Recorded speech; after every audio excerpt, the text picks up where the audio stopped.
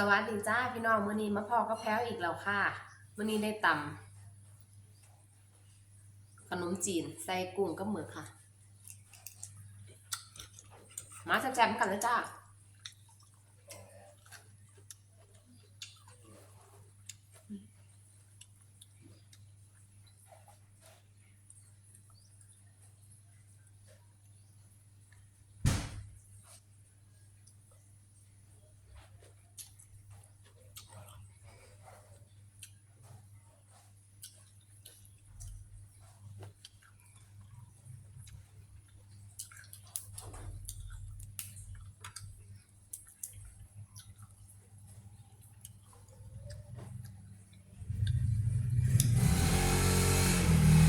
งานพักเกษตรอ้อนอนค่ะ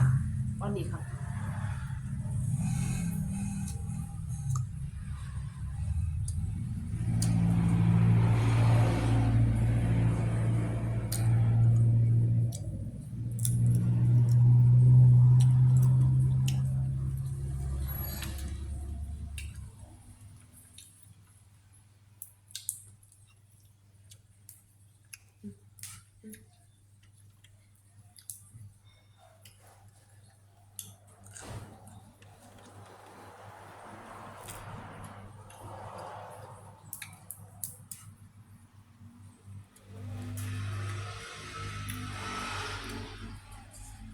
ม่วนใส่รสพี่น้อง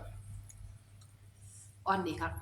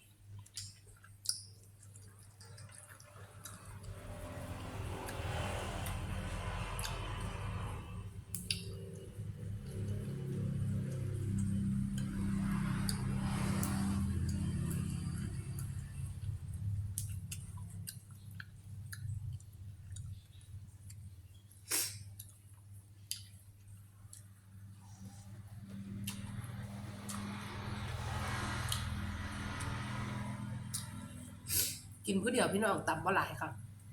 ตำเพราะอิ่มค่ะตำหลายเดี๋ยวก็กินบ่หมด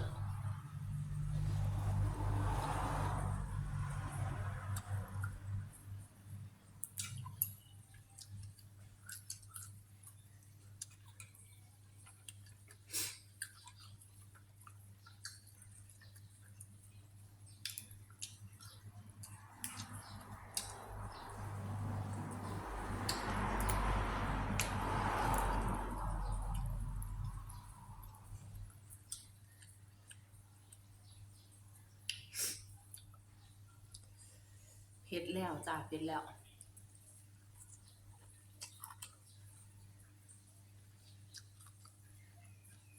เนื้อหมาทิชชู่มะน้ำพี่น้อง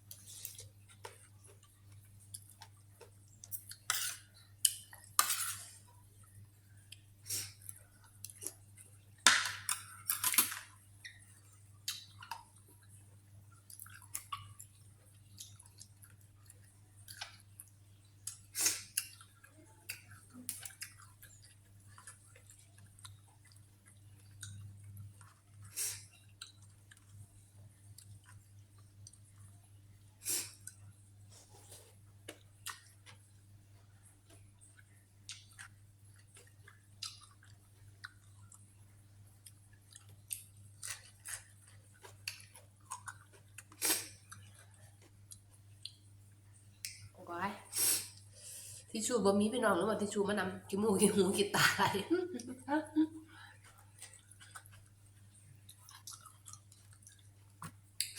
เอาและจ้าเหมือนแล้ว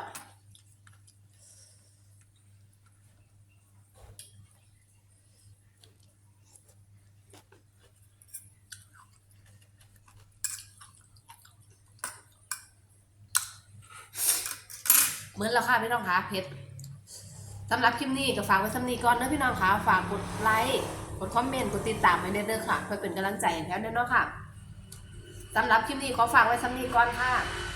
สวัสดีค่ะ